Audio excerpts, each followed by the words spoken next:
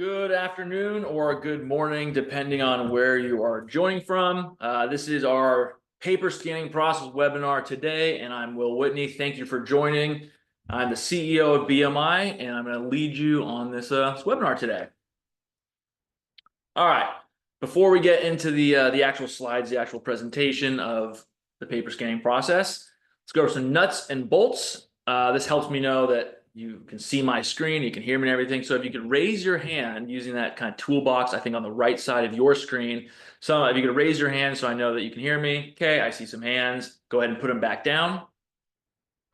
If you can see me and see my screen, which should show the page that says nuts and bolts, raise your hand again. That would help me know that you can see my screen. All right, perfect. I got a few people doing that, so we're all set. All right, you're muted. You're not on video, so don't worry about people seeing you on your video or hearing anything you're doing. You won't pop up there. So that also means I cannot see or hear you. So if you want to ask a question or say a comment or something like that, just use that Q&A tool again on that right side. It should say, I believe, Q&A. Just enter your questions there. Go ahead and ask questions along the way. If I see them as I'm going along, I'll try to answer them. But if I don't, there's a section at the end that I can hit any questions that were not answered. So feel free to ask them along the way, and I'll make sure I get to them at the end at the latest. With that, let's get into the purpose of today's webinar, which is to review our paper scanning process. The key word of that phrase is our, because this is BMI's paper scanning process. You might be talking to multiple companies or researching companies about who you want to work with to do your project. Everyone's going to do something a little different. Everyone's going to have their own methodology to do paper scanning. This is ours specifically, so that's what we're going over. It is high level, but it's just how we do it. It's the bones of our paper scanning projects. I'll illustrate the individual steps in that process. It's numerous steps to create your project process flow. And then, of course, get your questions answered. Anything about our process specifically or just projects in general. If you have questions, we'll answer those. Okay. So what is paper scanning? Well, in a nutshell, it's just taking hard copy records and getting to a digital format. As one of my colleagues likes to say, it's getting you to cross the river from analog to digital. So you have hard copy records, you want them in electronic format. So that's what paper scanning is at a very high level. A lot of details, a lot of nuances. Every project's different, but that's the big nutshell idea of what paper scanning is. It can include office-sized documents, which are the most common. So, bankers' boxes, binders, shelves of records, human resource documents, personnel records, financial, student records, legal documents. Those are the types of projects that are the most common. We call them small format. You might have large format materials like engineering drawings, blueprints. You might have oversized books that require overhead scanning, like planetary scanning. You might have something like photos. Those are all encompassed in paper scanning, but the most common is this office size, sort of small format type of project. This paper scanning process does apply to all types, although it's most commonly applied to that small format scanning. Here are a couple examples. So you have binders of records in a box, shelves of or drawers of, those are like kind of a little heavier material, kind of like cardstock items. That would also be included in paper scanning, although it's a little different scanning than what you see over here because you have to go through a different style of scanning to get those processed because the weight of the material, but that's also paper scanning. Rolled plan sets. There you go. There's some examples of books. Those are big oversized books, the book specifically. And the goal is to get it into an electronic format just like that. So here is our 9-step process. Again, it's a general process, the framework of how we set up the majority of our paper scanning projects. But what you're going to have is, as the first step, and I'm going to assume that contracting, negotiations, the selling part of it, putting together a scope of work for the project, that's all done. We have a handshake, we have a contract, and now we're actually moving forward with the project. That's where this starts. So we're going to have to receive the paper. We need to get your materials.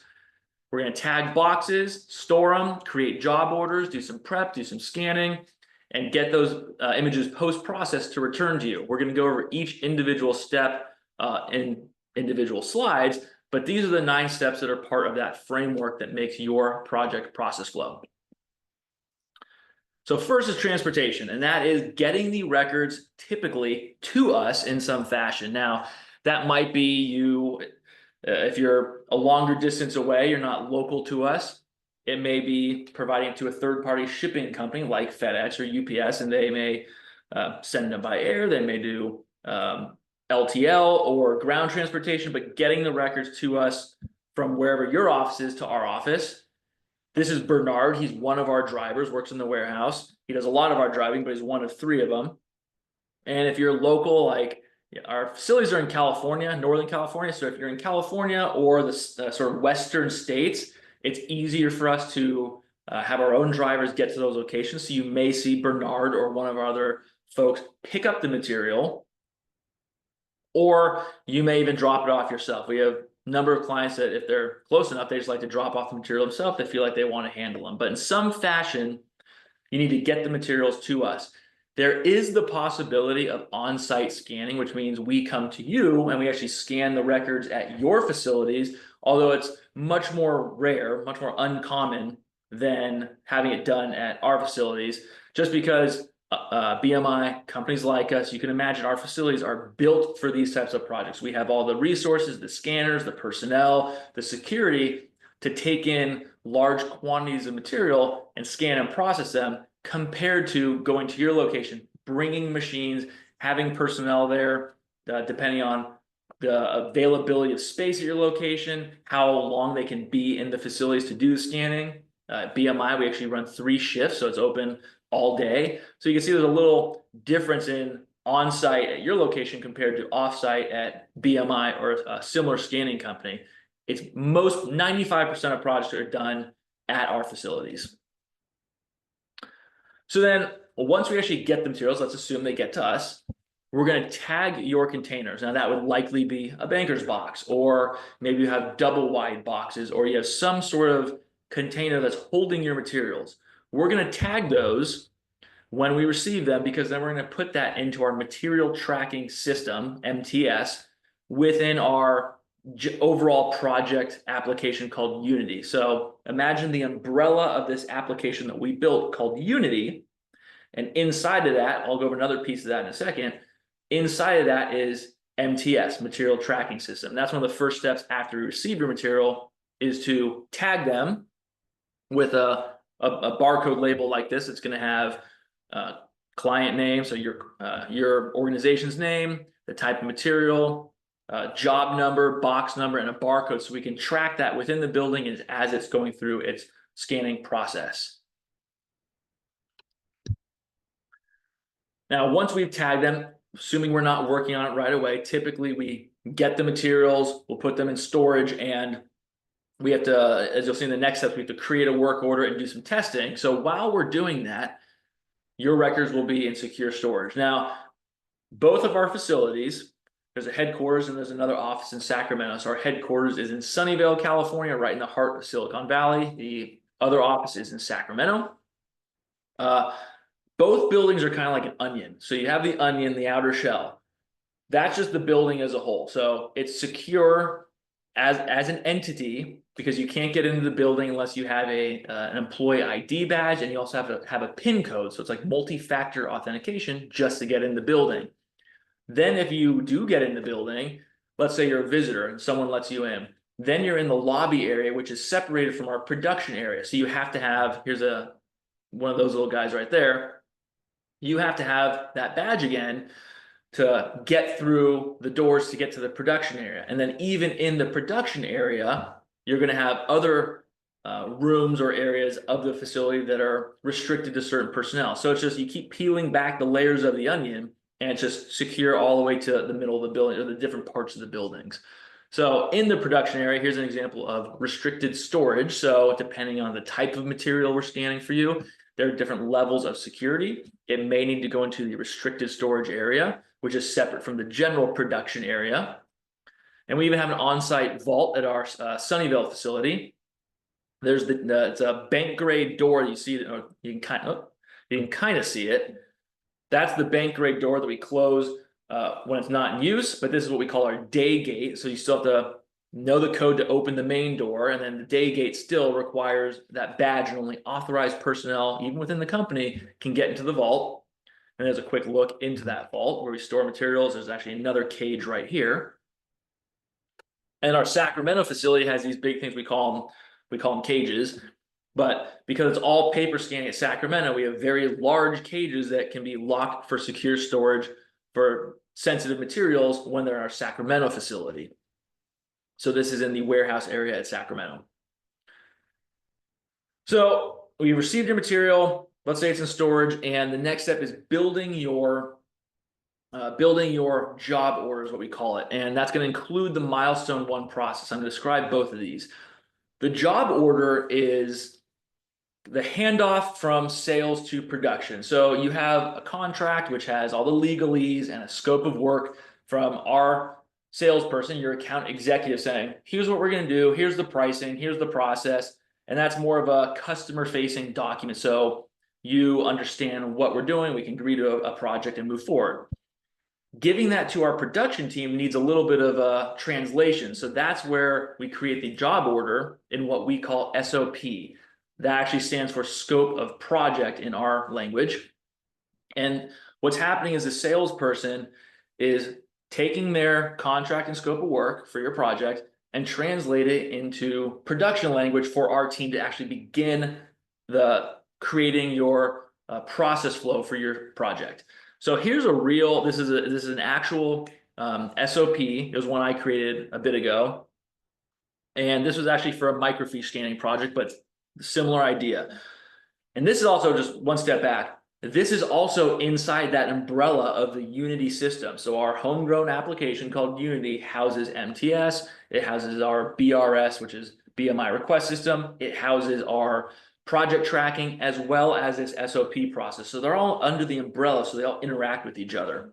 But this is a scope, this is an SOP for a project, and it's going to include various things such as a Salesforce opportunity. We use that for our CRM application. So there has to be an approved opportunity to get a project going. Material security classification. So depending on the type of material, it'll be classified at different levels. If you have newspapers, let's say, or meeting minutes, public information, that's level 1. If you have something like health records or PII, student records, you're going to be at level 3. If you have criminal information, like criminal justice information, police reports, court records, criminal court records, things like that, you'll be at level 3 CJIS, which is Criminal Justice Information Services. It's an FBI security policy. So there are different levels depending on what type of material you have, the actual data and content.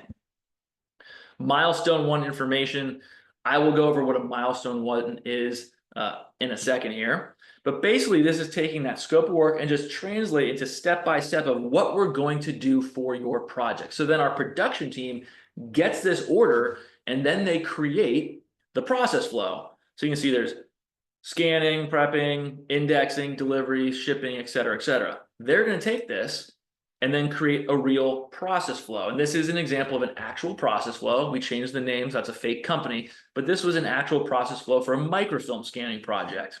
It's a same idea as paper scanning for a process flow. This is just happens to be a good example of what a process flow is.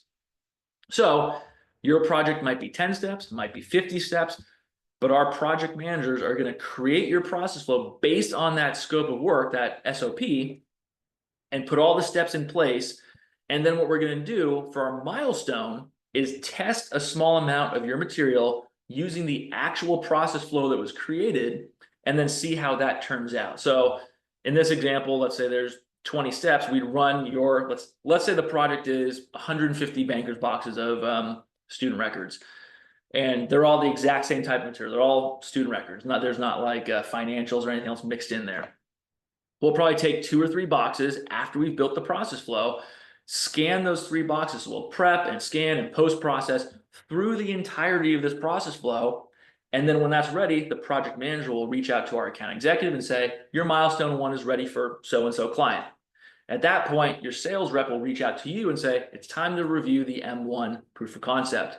So then what you'll do is, I actually did one of these yesterday, got on a Zoom call with my client. We took a look at the actual images, the indexing, how it turned out. And the idea is to say, here's what we agreed to. This is what the scope of work was for the contract that we agreed to. We created this. Here's the result. It matches what we both agreed to. Can we get your approval? Sometimes our clients may want to tweak something because just maybe they want to change the naming of something, or they realize it's not what they thought. Small tweaks here and there, we can do that. Sometimes we notice materials that, hey, we all thought this was student records, but one of these boxes actually turned out to be invoices. So we may need to process those differently. You know, it's kind of like a heads up or a nuance that we need to address. In most cases, it's you asked for this, we did this, here's the result, everything looks good. And then once you give your approval, then we'll move forward with the rest of the project. So let's say we have those 3 boxes. We do the milestone review. You say, those look great, just what I expected, fantastic, approved. Then we're going to scan the remaining 147 boxes, and assuming everything is consistent with what the milestone was, the project will move along until completion. Almost every project, something pops up, not almost every project, probably 80% of projects, once the approval is done, it just continues on smooth. But many times, something will pop up later on the project like, hey, we're 100 boxes in, and now we have 2, 3, 4 different document types that keep popping up that no one knew about. And we address them as they come along. But the idea behind the M1 is we want to make sure that we agree on what the result is supposed to be and what we're going to provide. You see it, you agree, yes, that is what we talked about, that is what we agreed to, and you're approved to move forward. Because what we don't want to happen is we scan 150 boxes, let's say it takes 3 months, we deliver everything to you, and you say, whoa, I thought I was getting something else. And then there's, finger pointing and who did what, did you say this, the contract says X, but I thought it meant Y. We want to avoid all that and just be on the same page and be in constant communication, making sure we're getting you the results that you want. Let me just check. Okay, no questions yet. All right, now, so let's say we get that M1 approval and we are ready to continue on with the project. What I'm going to show you here actually does happen during the M1, but it's on a smaller scale. It's during that testing phase. But some of these steps sort of overlap. But really, it's you create the job order, you do the M1, and now we're in the bulk of the project where there's going to be prep, scanning, and back prep. And paper scanning projects specifically, sorry about that. Paper scanning projects, they're not really scanning projects. Kind of the industry joke is they're not scanning projects, they're really prep and indexing projects. Because if you have a box of paper, banker's box of paper, and it's just 5 or 6 reams of printer paper. You go to the Office Depot, you buy a ream of printer paper, super clean, nothing in it. You could stick those on these types of scanners and they would just zip through. The hurdle typically is the prep, which means your records probably are in folders, binders, they have staples, tears, rips, tape, rubber bands, paper clips, whatever's on there. We can't just drop those onto a scanner and put them through. It'll damage the scanner, materials will rip, whatever it is. So we have to prep the material. I'm going to show you an example here of what that prep is. And let me see here. Oh, here's a guy who knows what he's talking about when it comes to paper scanning. Let me get to, here we go. So here's an example of one of our employees doing some prep. It's a real project. That's why we blurred out the actual information on there. And we did speed it up a little bit, so it's just it's not going as slow as it actually takes, but you get the idea of what's happening here. So I think these were medical records of some sort. You can see stacks of them are here. Look how many staples he's going through. He has to check each page. Oh, found another staple, take it out. Those flasher sheets were inserted because those are likely going to be for indexing or just separating documents. But you can imagine, and I think that's about a half a box of paper or so, roughly. You can imagine if you have 150 boxes of that type of material, it's going to take a long time to go through. So it's not the scanning, it's that prep that typically is the most cumbersome and time-consuming of projects. And I'm going to skip forward here to the actual scanning part. Let's see. Okay, so here's one of our Kodak. It's a high-speed scanner. So once the materials are prepped, then you can stick them on here and scan. You can see how it goes through quickly. You can't do that when there's still staples, rubber bands, et cetera, et cetera. And I'll go back a little bit. And you can see the images popping up here. So we're watching those images as they come through, not to do one-to-one comparison, say, yes, this image, let me read every piece of it, or this paper, this page looks exact, it's the exact same on here, everything's one-to-one match. The idea is you're making sure there are no big issues, like sometimes you'll see a page is skewed or only half an image gets captured. What they'll do then, what our scanner operator will do, is stop the scanning and rescan to make sure we capture those images. So they're looking at every image as it comes through on a macular level to make sure we're scanning the images and they're capturing properly. Now, actually, there's one more piece here. This is oversized scanning. Again, it's sped up a little bit. Sorry, my internet's a little dodgy here. But that's oversized scanning when you have like those engineering drawings, plan sets, etc. Those also require prep many times. If they're folded, they occasionally have to iron them out, but they have to be prepped, fasteners removed, and then they go through the oversized scanner, and then also our operators watching it as they complete it to make sure the image was captured. So back prep is once the scanning's done, there we go. Once the scanning is done, in I'd say 99% of projects with paper scanning, back prep is basically just taking the records and putting them back however they were originally organized, but not putting back staples, bindings, et cetera, et cetera. So let's say you have a box with 50 folders in it, and there's staples and rubber bands and all these things on it. We take those off during prep, we scan them, and then we'll put the pages back in the folders, but we're not going to put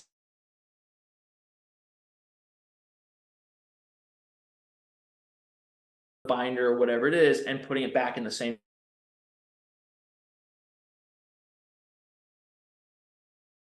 Do you want that? That's also very time consuming because now we have to track and manage where those were before we remove them to make sure they go back on properly.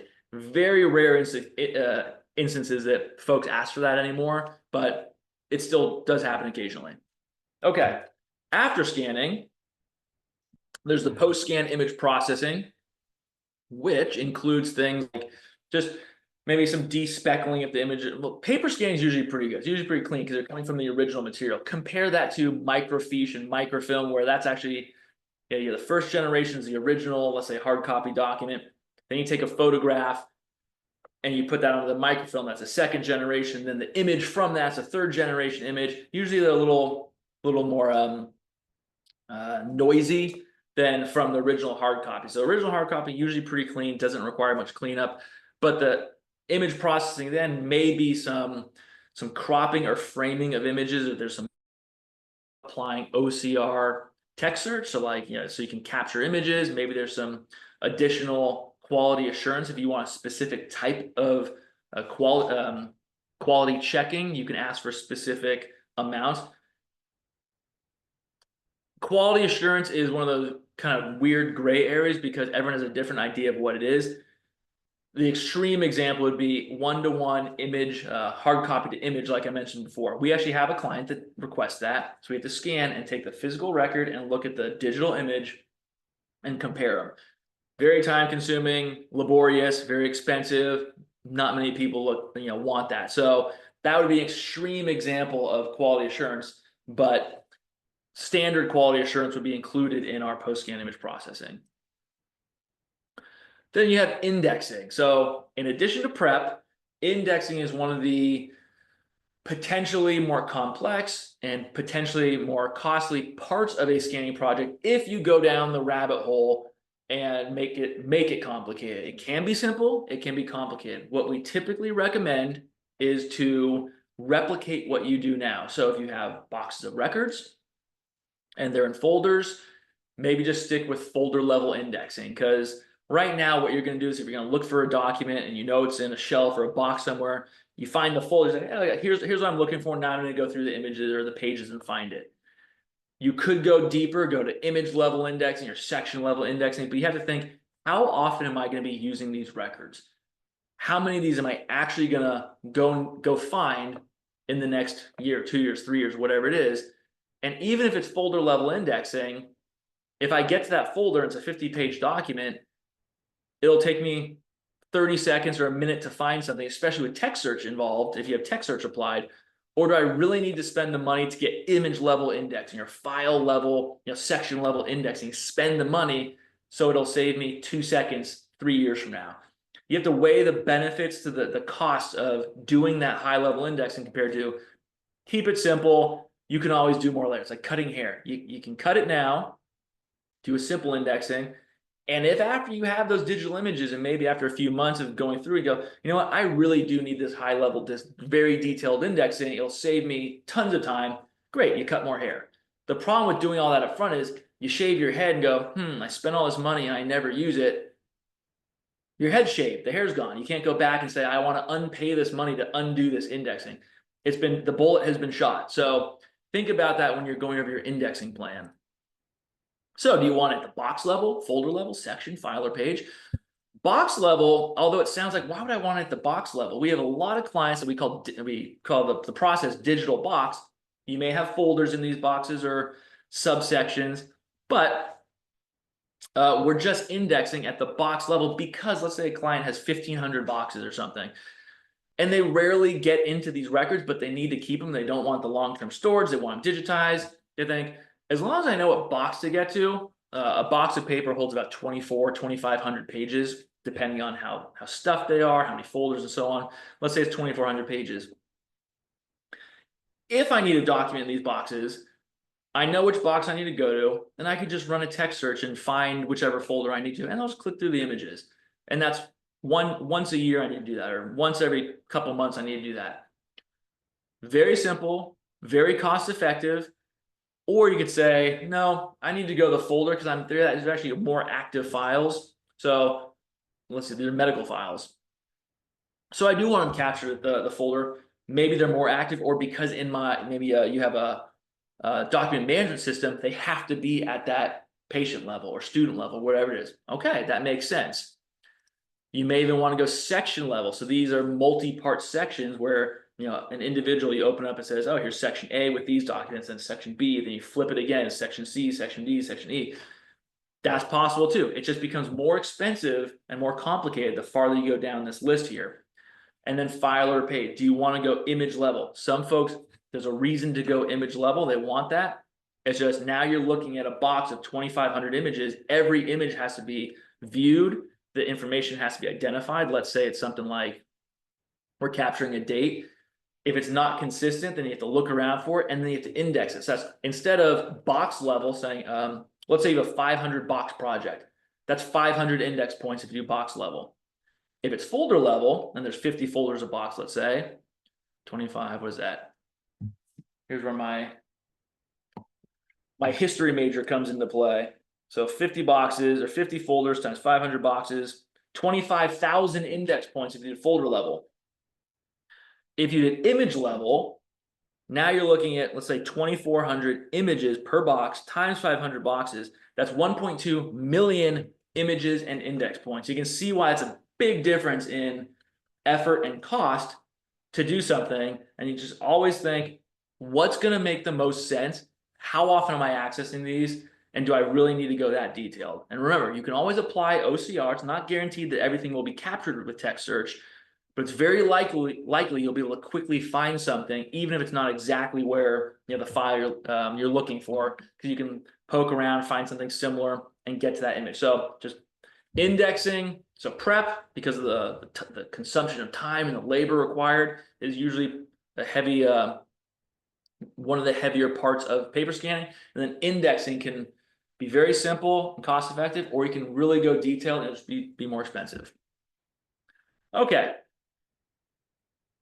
Let's go on to output. Traditional output is what you probably think: PDFs, TIFFs, JPEGs, things like that. You may want to import these to an application you have. So you might have something like an OnBase, a Laserfiche. Maybe you just have a network drive or a network system. You want to add these files, so you get a traditional output, and we can help basically organize the files and name them so they can be imported to your system. Or if you don't have an application, something you may look into is our digital reel hosted application. That's something that's great for archival records. It can have paper, it can have film, microfilm, it can have microfiche, you can do digital. So if you don't have an application, you're looking for one, we have an option for you. Here's the home screen. But in most cases, when people hear digitization, it's what we call, they think of what we call the traditional method. Like, I'm just looking for PDFs of these folders. Okay, great. So general pricing, this is not in stone, just high level, probably around 175, 300 a box, but it depends. Some could be 125 a box, depending if it's very easy prep and it goes quickly and the scanning simple, not a lot of prep, the indexing simple, it could be as low as that. If it's super laborious and it takes a lot of prep and there's some crazy indexing, you could be $300, $400, $500 a box. It really depends on your specific project, but this is just a baseline. If you have 1,000 boxes and you're just like, all right, around 200, 225 a box is probably an easy just baseline to start to get an idea of where this project might be. It'll go up and down depending on your specifics, but that's a good place to start. So here are some things that go into that pricing. So quantity, how many do you have? Quantity is probably the first thing any company, if you contact BMI, if you contact company A, company B, company C, one of the first things they're going to ask you is, well, how much do you have? Because they need to get an idea of the scope of the project. Some projects may be too small for companies like ours to even really be a reasonable project for us to do. Not because we can't do it. If you have one banker's box, can we do that? Sure. But the way we're set up, it's probably not worth the cost it'll cost you to pay for that, because of how basically everything I just described, the process flows, the testing, who's involved, contracting, all that is probably not, what's the word, business effective for us to do it, or we'd have to charge you an amount that wouldn't make sense for you. So if it's really small, it may not make sense. But any company's gonna ask, how many do you have? And that could be, I have 500 bankers boxes, I have 50 boxes, I have 3,000 boxes. Or if they're not in boxes, which this is our favorite unit of measurement, everyone knows what a banker's box is. It's a very simplified way to think about it. If, let's say, like that picture we showed before, they're on shelves. Okay, well, measure the shelves. Let's say you have well, let's go back to one just real quick. Let's say you have something like this. You go, all right, a quick way to give us an idea is just to measure one rack, and let's say that's 10 feet. So, all right, I have 1, 2, 3, 4, 5, 6 rows per shelf. And let's say you have 10 shelves. So that's 6 rows per shelf times 10 shelves. That's 60 shelves, and they're 10 feet each. So times 10 feet equals 600 feet of records. And they're folders, like, let's say you take a picture like this. A banker's box is about 1.5 feet, roughly. So then you divide by 1.5. That would be roughly 400 boxes. We're just looking for high level. It doesn't have to be exact. It's more ballpark ideas of what do you have. So you said, oh, I have this many shelves, this many feet of materials. All right, you're looking probably 350 to 400 boxes. Great. We always like to just kind of turn it into banker's boxes. It's an easy way to think about projects.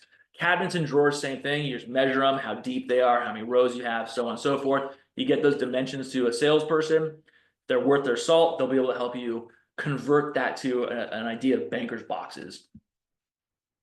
You also might know, I don't know how many shelves, feet, boxes, whatever. You may just say, we actually have so many so-and-so records. We have 10,000 records because you keep track of them. And each record is about 50 pages. You can do that too, because then we'll just extrapolate that number. And then again, probably reverse engineer into how many boxes that is, but how many pages, how many images, things of that sort also help. So how many boxes do you have? And here are different, this is a pallet, boxes on pallets and warehouse, shelves again. A lot of times these things are in storage units. We call them, the caves of offices. We always like going down to where the records are stored, but they're always just a lot of times there's just weird ways these are stored. Cabinets, and we'll get to the material condition. You'll see some very fun ways these are stored.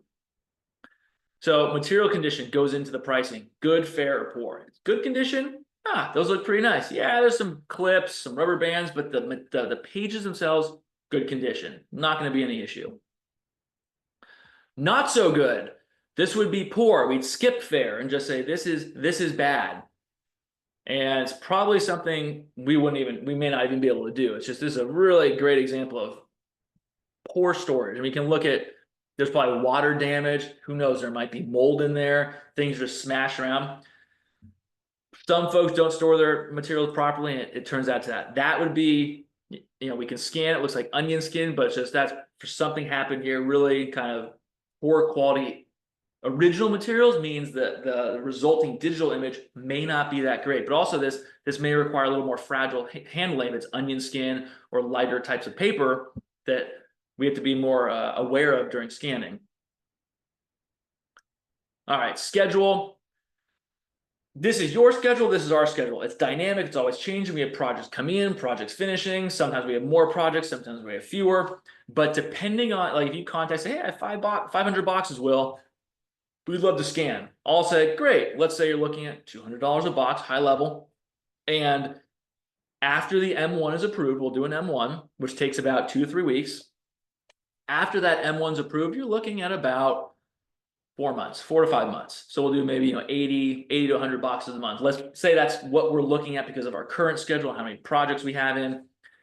You may say, oh, that's great, but it's March 19th today. I need this done by June 30th to be within this fiscal year. I'm sure many of you have the fiscal year coming up and you're thinking the same thing. I have residual funds I found. I need this done or else I can't do it because I may not get the budget next fiscal year. And I'd say, okay, well, we need to get a contract in place. We got to get a scope of work together, contracting. That's probably going to take a couple weeks. You got to get us the material. We got to do the M1. So let's say from now until the M1 being done is about a month. Now we're in the middle of April. That leaves us 2.5 months to finish 500 boxes. Let's say I talk to my production team and they go, yeah, we can do it. We can move, a couple of clients, we can move a few of their projects or kind of extend them a little bit, but it may not be the same $200 box price. It might be that, but I might say, hey, to get it done, because we have to move other projects and adjust other clients we're already committed to, it's $230 a box or $220 a box, whatever it is. So I'm not guaranteeing that's going to happen, but be aware that schedules, we typically give you our standard pacing schedule for that price. And then if you change that, say it needs to be faster, the price may go up. If you say, hey, this is kind of filler work, we don't access it much, there aren't going to be many requests, feel free to take 10 months to do it. We go, okay, maybe we give you a little lower price because we can use that as filler work. So if something else comes in, we can prioritize that project because we don't have a deadline of 3 months from now to finish it. So that's a little bit dynamic, but those things will come into play when you talk to your sales rep. There you go, filler work. And then types of materials. So what type is it? What sort of data is on there? What is the content? I mentioned earlier, is it things that are public information, like newspaper material, let's say, or is it something very sensitive like criminal information? Depending on security level, that may play into price because of what we have to do for auditing and tracking and security to protect your records. And we have those material security classification levels, basically level 1, level 2, level 3, level 3 CGIS, and level 4. And based on the level, it just requires, there are different requirements. Like CGIS material, criminal justice information, we have to keep separate from other types of materials. So that requires its own, basically, storing of the data and processing and auditing. Then if we had public information can be on the same servers, things like that. CGIS has to be separated. Level 4, very, very high sensitive materials, that typically has to be on its own servers, things of that sort. So that ties into pricing. And then the complexity of the organization. So this would be something that's a client wanted it very specific. It makes it a little more difficult than like, hey, box level index, and you're, hey, whatever's on that folder tab, just name it that. This was, all right, you go into this section, you're going to do this, and you're going to flip the page here and turn it left on the full moon, and then it's going to be this. A lot more complex, requires more time. That's going to affect pricing because of the indexing. Multiple sections, there are lots of bindings. This is just a drawer of folders, but look how many folders there are. So even after prepping, you can't just stack a big stack of paper on a scanner and let it go. You have to do one folder at a time. That's more touch points, more handling, more stopping in the scanner, because when we're taking off a file, putting it back in the folder, and then putting the next one on, that scanner's not running. So it's more touch points and more things to do to scan. Here are some large format documents folded up with small format documents. Folding usually takes more prep because we have to flatten them out and make sure they're good to go through a scanner. And I mentioned before, we've actually used an iron to iron out and flatten these pages. But folded, oversized documents, are usually a lot more time consuming than rolled plan sets just because of the amount of prep involved. Plus, you have small format and large format. Now you have to find a way, or we have ways to do it, but you have to basically track. They're not scanned on the same machine. So you scan the small format, scan the oversized, you have to kind of match and merge them back together after scanning. So that requires more complicated process flows. Then you have stuff like this. We've seen all types of materials showing up. We pick it up or that shows up when we get ready to scan. People just store things in odd ways. Here's a fun example. That looks like it's a lot of prep, right? Oh, here's some fun stuff. And look, there's a CD. Happens all the time. We'll be in a box of paper scan for a paper scanning project, and hey, why is there a microfiche in here? And the client doesn't know. So, well, now what? And then we have to figure it out. Or, oh yeah, there's some CDs. Can you scan that, or can you process that too? Happens all the time, but you can imagine that this is different than a nice box of material. You know, where's that example? If I can find it, I'm not gonna go back far, but a nice box with some folders and nice clean material. It's just much different when you actually get it like that. There's always adjustments on the fly, and you know, we work with our clients to make sure everyone's getting what they want.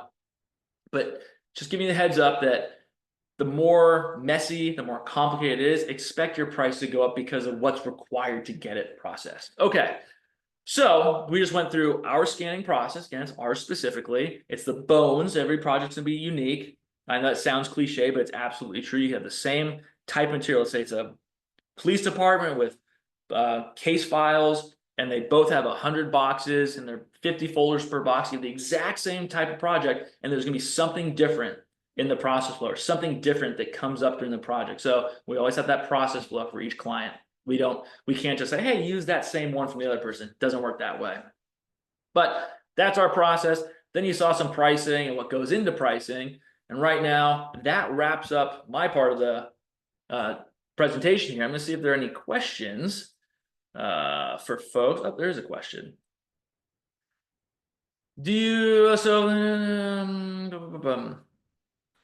Okay, so it's a question about destruction.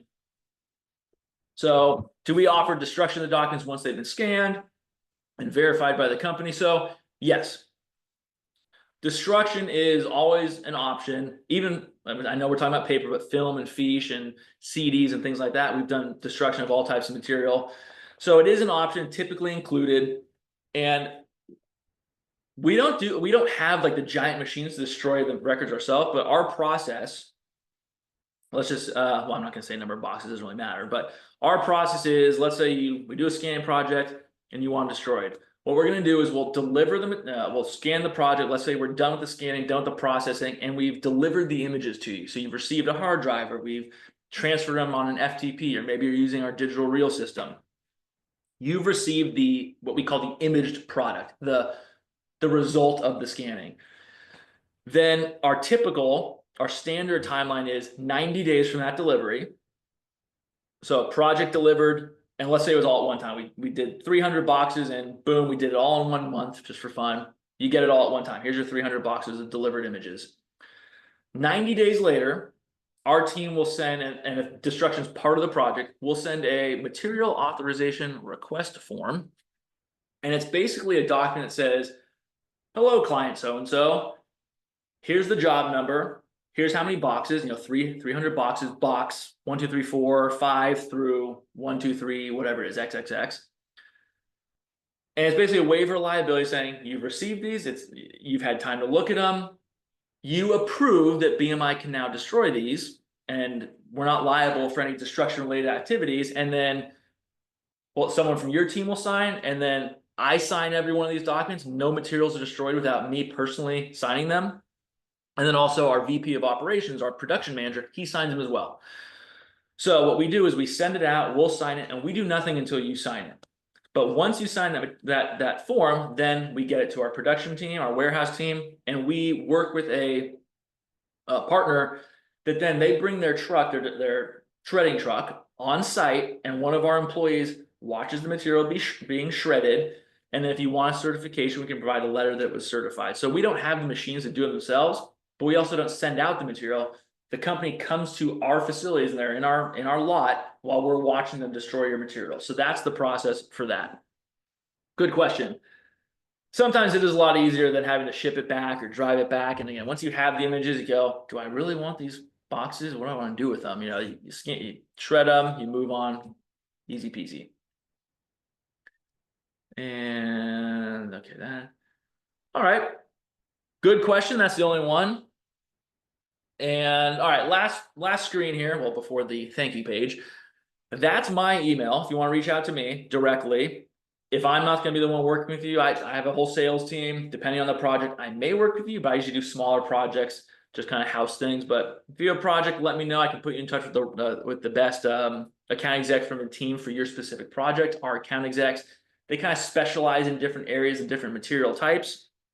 So depending on what you have, I can put you in touch with them.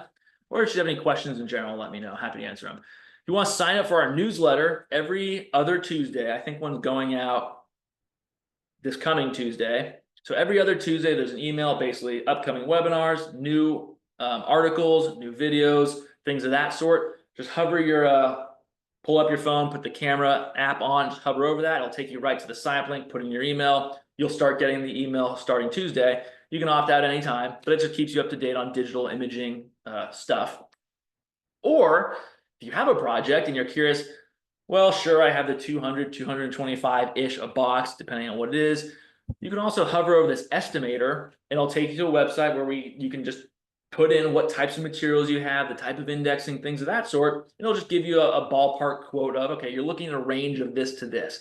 Again, it's really going to depend on your specific project. These are just guidelines. You need to talk to someone specifically because we don't sell widgets. The services we provide are not, hey, you want five doodogs, here you go. It's no, this requires your evaluation of your material, just discussing with you what you want done, timelines, types of material, content, all that kind of stuff. But this estimator is a great way to just get a high level range, ballpark, so you have a general idea of, all right, if I did this project, I'd probably be somewhere around here, but I'll reach out to someone to get specific. So either one of those, check them out. They'll be useful. That's it. I'm going to send the recording. This will be posted to our YouTube channel, but I'll also send an email to anyone that was attending today. Also registered folks, you'll get an email tomorrow morning that'll have a link to that recording on our YouTube channel. So we'll do one last check. And making sure, no further questions. So thank you for joining. Hope to hear from some of you with some projects coming up, and see you next time.